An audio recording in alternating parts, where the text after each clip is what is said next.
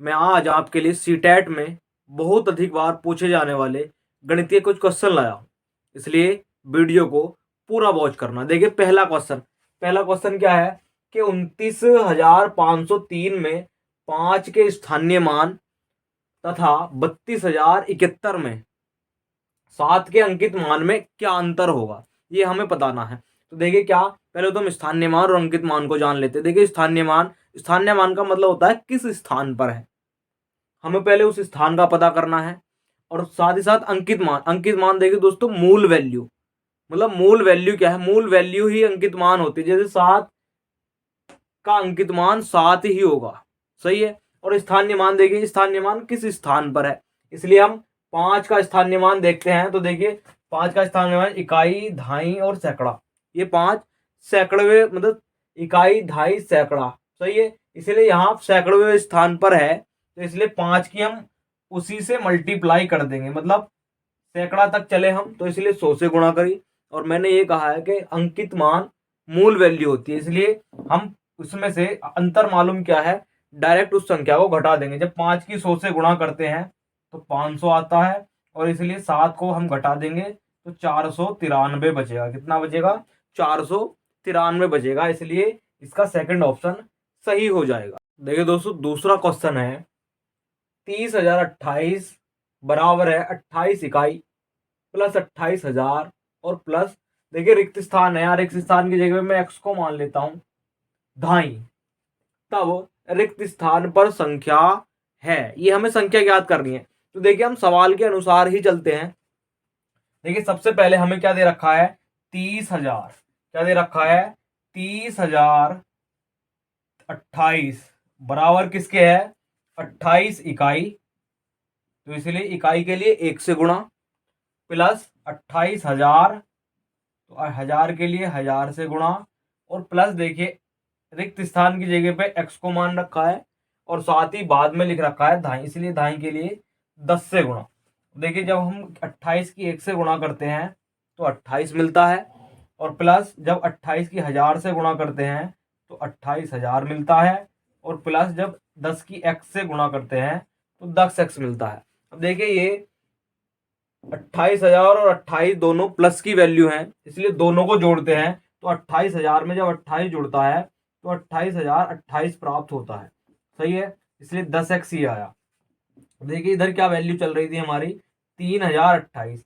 अब देखिए ये 28,028 इधर प्लस में है, मतलब धनात्मक है, इसलिए जब ये दूसरी ओर जाएगा तो ऋणात्मक बन जाएगा, सही है।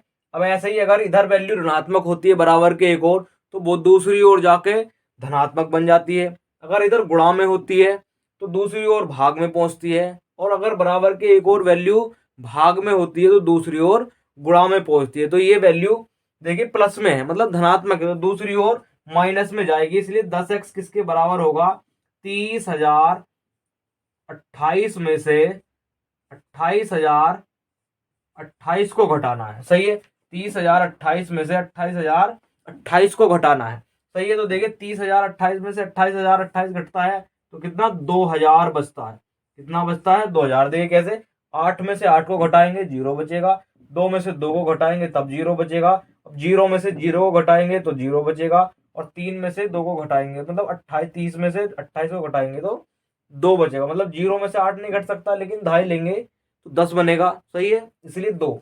देखिए ये कितने के बराबर आया, 10x बराबर, देखिए एक जीरो से एक जीरो को काट दिया, इसलिए हमारे पास में कितनी वैल्यू प्राप्त हुई, 200। कितनी, 200। तो इसका कौन सा ऑप्शन, पहला ऑप्शन सही हो जाएगा, सही है, पहला ऑप्शन सही हो जाएगा। जैसे भी वैल्यू हमको लिख के दी गई हो, हमें सवाल के अनुसार ही चलना है। देखिए इकाई के लिए 1 लिखा जाता है, मतलब 1 से मल्टीप्लाई की जाती है, दाई के लिए 10 से, सैकड़ा के लिए 100 से, 1000 के लिए 1000 से, 10,000 के लिए 10,000 से, सही है। जैसे सवाल में कहा गया था वैसे ही हमने उसको कैलकुलेट करा है, सही है। तो इसका पहला ऑप्शन सही हो जाएगा। देखिए दोस्तों तीसरा क्वेश्चन क्या करेगा, 15 दिनों में मिनटों की संख्या निम्न में से किसके सेकंडों के बराबर है। मतलब हमें ये बताना है कि 15 दिनों में जो मिनटों की संख्या है वो इन ऑप्शन में से मतलब किसके सेकंडों के बराबर होगी। तो देखिए हम क्या करते हैं, हमें कितने दिन दे रखे हैं, 15 दिन। कितने दिन, 15 दिन। और एक दिन मतलब एक दिन को माना जाता है दिन और रात के, और एक दिन रात मतलब एक दिन में 24 घंटे होते हैं। और सही है, हमसे क्या कह रहा है, मिनटों की संख्या। और मिनटों की हमें ये पता है कि एक घंटे में 60 मिनट होती है। कितनी? 60 मिनट होती है। देखिए इसकी हम मल्टीप्लाई नहीं करते, हमें क्योंकि सेकंड बनानी है इसलिए हम इसके फैक्टर करते हैं पहले। देखिए फैक्टर करता हूं तो मैं इसके 3 × 5 मतलब 5 या 15 गुणा, अब मैं 24 के फैक्टर करता हूँ, गुणनखंड करता हूं तो 2 दूनी 4 दूनी 8 और तिया 24 और इंटू 60 तो मैंने इसलिए लिख दिया क्योंकि सेकंड और मिनट में 60 ही होती है, मतलब एक घंटे में 60 मिनट और एक मिनट में 60 सेकंड। हमें क्या बनाना है, देखिए 60 बनाना है। क्यों? क्योंकि जब मान लीजिए इसको सेकंड मानते हैं आप तो सेकंड के लिए फिर मिनट बनानी पड़ेंगी। सही है, तो देखिए 60 का कॉम्बिनेशन बनाते हैं तो 5 या 15, 15 दूनी 30 और 30 दूनी 60, मतलब यहां तक 60 बन गया। तो देखिए क्या आया, इसके लिए 60 प्रयोग कर दिया मैंने और बचा हुआ कितना हमारे पास में, 3 दूनी 6 और ये कितना आ गया 60। तो देखिए अब क्या बना, मतलब 6 × 60 × 60। सही है, मतलब 6 × 60 × 60। अब देखिए 6 मतलब यहां से देखिए 60, अगर मैं इसको सेकंड मानता हूं, इसको मिनट मानता हूं, सही है, इसको मिनट मानता हूं तो ये कितना बनेंगे। देखिए हमें यहां से पता चलता है कि एक मिनट में 60 सेकंड, सही है, और एक घंटे में 60 मिनट, सही है। तो यहां से कुल कितना आ गया, मतलब कितना आ गया, 6 घंटे। कितना आ गया, 6 घंटे। इसलिए इसका पहला ऑप्शन सही हो जाएगा। देखिए दोस्तों, नंबर 4वां क्वेश्चन है हमारा, एक रेलगाड़ी हैदराबाद से शुक्रवार को समय 13:15 पर चली और शनिवार को बेंगलुरु 7:30 पर पहुंची। यात्रा में लगा समय। अब देखिए, ना तो हमसे ये कह रखा कि हैदराबाद से शुक्रवार को तो चली, अब दोपहर के बाद चली या सुबह की रात में चली, ये हमें नहीं दे रखा टाइम। इसलिए हमें करना क्या है कि जो हमें टाइम दे रखा है उसमें उसको हम 24 घंटों में से घटा देंगे। कितने में से? 24 घंटों में से, मतलब 23 घंटे 60 मिनट में से उसको टाइम को घटा लो। तो देखिए 23 घंटे, जब हम क्या, 23 घंटे 60 मिनट से 13 घंटे 15 मिनट को घटाते तो देखिए कितना आता है। जीरो में से 5 नहीं घट सकता, लेकिन हम वैसे भी अगर इसको घटाना चाहें तो 60 में से 15 गया तो 45 बचता है। और वैसे 10 में से 5 गया 5, यहां से एक कैरी लिया होगा इसलिए 5 में से 1 गया 4। अब देखिए यहां से, अब 23 में से 13 गया तो 10 बचता है।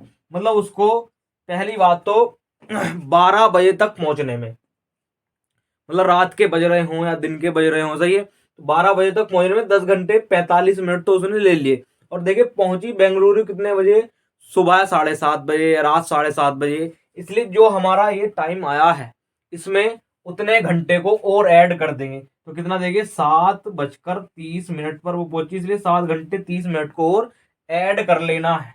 7 घंटे 30 मिनट को और ऐड कर लेना है। तो देखिए 5 का 5 और 4 और 3 7, 7 का हमने 7 लिख दिया और यहां से देखिए कितना आता है, 10 और 7 17, सही है, मतलब 17 घंटे 75 मिनट। और हमें यह पता है कि एक घंटे में 60 मिनट होती है, इसलिए एक घंटे की 60 मिनट जरूर ऐड करेंगे तो यहाँ 18 घंटे बनेंगे और यहाँ फिर 15 मिनट शेष रह जाएंगी। तो देखिए कितना आ गया, मतलब 17 + 1 और अनुपात और यहाँ 15 मिनट को शेष कर दिया, मतलब 18 घंटे 15 मिनट। 18 घंटे 15 मिनट उस रेलगाड़ी को बेंगलुरु पहुंचने में लगा, इसलिए पहला ऑप्शन सही हो जाएगा। सही है, अगर इस प्रकार के सवाल आए तो इसी प्रकार से करना है। जो टाइम दे रखा हमने उसे पहले 24 घंटों में से घटा लेना है और उसके बाद में कितने टाइम पर पहुंच रही है फिर उसको ऐड कर लेना है। देखिए दोस्तों, 5वां क्वेश्चन है हमारा, 36 54 और 60 का सबसे छोटा सार्वगुणज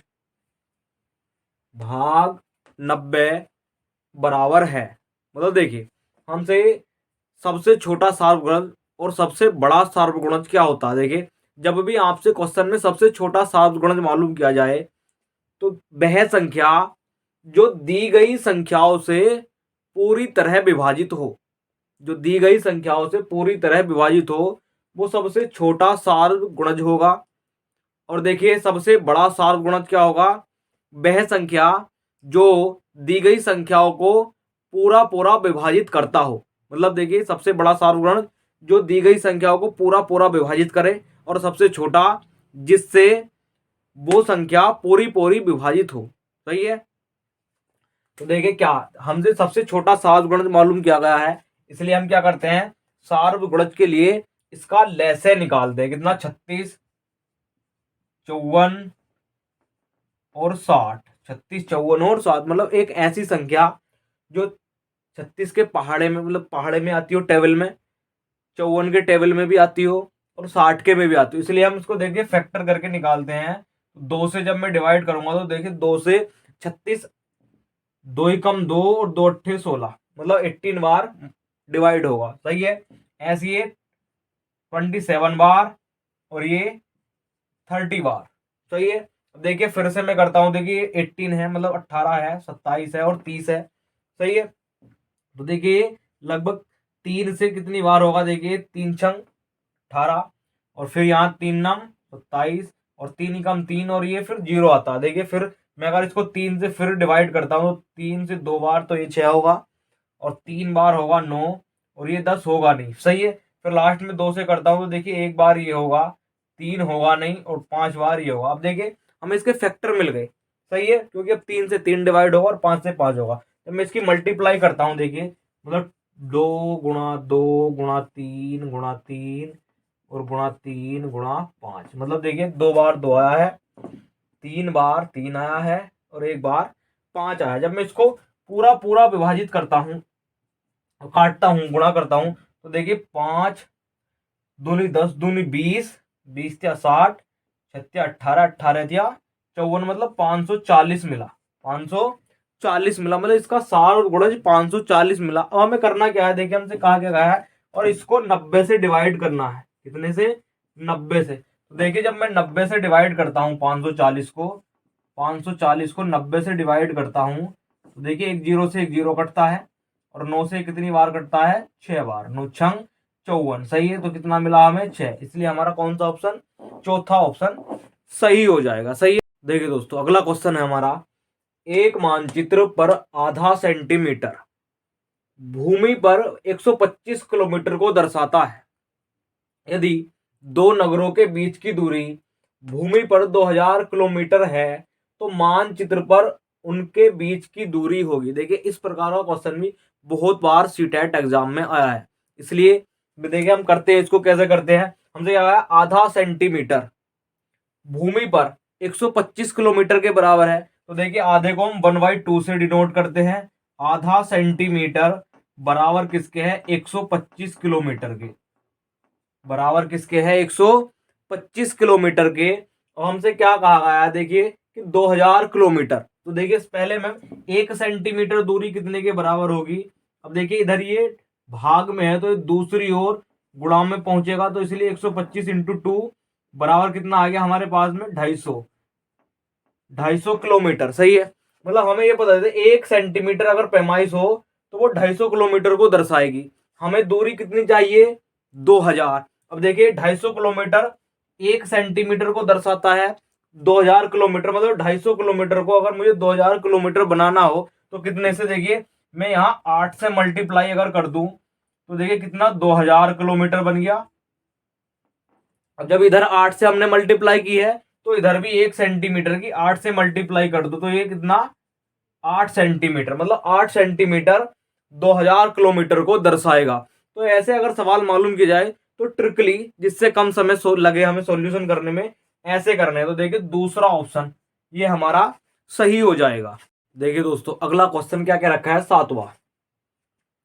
देखिए किसी विद्यालय में 360 विद्यार्थी हैं, जिनमें से 2/3 लड़कियां हैं और शेष लड़के हैं। सही है। फिर क्या रखा है, लड़कों की संख्या के 3/4 खिलाड़ी हैं, जो खिलाड़ी नहीं है उन लड़कों की संख्या बतानी है। देखिए दोस्तों इस प्रकार का सवाल भी बहुत बार मालूम किया गया है। मतलब यदि यहाँ तो खिलाड़ियों की और लड़के और लड़कियों की बात की गई, लेकिन जैसे किसी सामान को डिवाइड करना हो कि 1/4 भाग उसको दे दिया, एक तिहाई भाग उसको दे दिया और शेष वो ले गया, तो बताइए उसके पास कितना शेष। ऐसे सवाल भी बहुत मालूम किए गए हैं। देखिए मैं इसको करने का तरीका बताता हूँ आपको कैसे करना है। सबसे पहले तो देखिए हमारे विद्यार्थी कितने हैं, 360। एक तरफ हमें देखिए लिख लेना है लड़के और एक तरफ लड़कियां, एक तरफ लड़कियां। अब देखिए हमारे पास में टोटल 360 विद्यार्थी हैं, 360 विद्यार्थी हैं और इन विद्यार्थियों को देखिए 2/3, 2/3 लड़कियां हैं, मतलब 360 का 2/3, 360 का 2/3 तो लड़कियां हैं। अब जब 2/3 लड़कियां हैं तो इसका मतलब हमें ये पता चलता है कि 360 का 1/3 लड़के हैं, क्योंकि हमें ये हर बताता है कि हमको कितने भागों में डिवाइड करना है। सही है। अब 2 भाग लड़कियों के आ गए तो शेष 1 भाग बचेगा, इसलिए 1/3 कितने हैं, लड़के। अब देखिए हमें लड़कियों से तो मतलब नहीं है, क्योंकि हमसे यहाँ कहा गया है कि केवल उन लड़कों की संख्या ज्ञात कीजिए। तो पहले हम लड़कों की, देखिए मैं इसको काट देता हूँ तो ये कितनी बार कटेगा, 3 एकम 3, 3 दूनी 6 और ये 0 का 0, मतलब 120 लड़के आ गए। कितने आ गए, 120। अब देखिए लड़कियों की संख्या भी निकालते हैं, तो 3 एकम 3, 3 दूनी 6 और ये 0 का 0 और 120 दूनी 240 लड़कियां आ गई। सही है। अब आगे क्या कहा गया हमसे कि लड़कों की संख्या के 3/4। सही है। तो इसलिए हम लड़कों की संख्या के 3/4 खिलाड़ी हैं। सही है। अब देखिए 3/4 के लिए हमने क्या कर दिया, 3/4 से गुणा कर दी। सही है। तो देखिए क्या, 4 से अगर हम इसे काटते हैं तो 4 तिया 12 और 0 का 0, मतलब 90 लड़के ऐसे हैं जो खिलाड़ी हैं। हमें निकालना क्या है, उन लड़कों की संख्या चाहिए हमें जो खिलाड़ी नहीं है। मतलब 120 में से 90 लड़के ऐसे हैं जो खिलाड़ी हैं, तो 120 में से मतलब हमें शेष लड़के ऐसे चाहिए जो खिलाड़ी नहीं है। तो देखिए हम क्या करेंगे, 120 में से लड़कों की संख्या में से खिलाड़ियों की संख्या घटा देंगे, तो हमारे पास में खिलाड़ी नहीं है उन लड़कों की संख्या आ जाएगी। तो देखिए कितना बचता है, 30। तो इसलिए हमारा ये ऑप्शन सही हो जाएगा। ओके। देखिए दोस्तों, ऐसे ही इंपॉर्टेंट क्वेश्चनों का संग्रह मैं आपके लिए लाता रहूंगा एग्जाम से पहले पहले। सही है। यदि आप भी चाहते हैं कि ऐसा संग्रह आप तक सबसे पहले पहुंचे तो तुरंत चैनल को सब्सक्राइब कर लो और वीडियो को लाइक जरूर करना, साथ ही साथ बेल आइकन को भी दबा देना ताकि नोटिफिकेशन आपके पास सबसे पहले पहुंचे।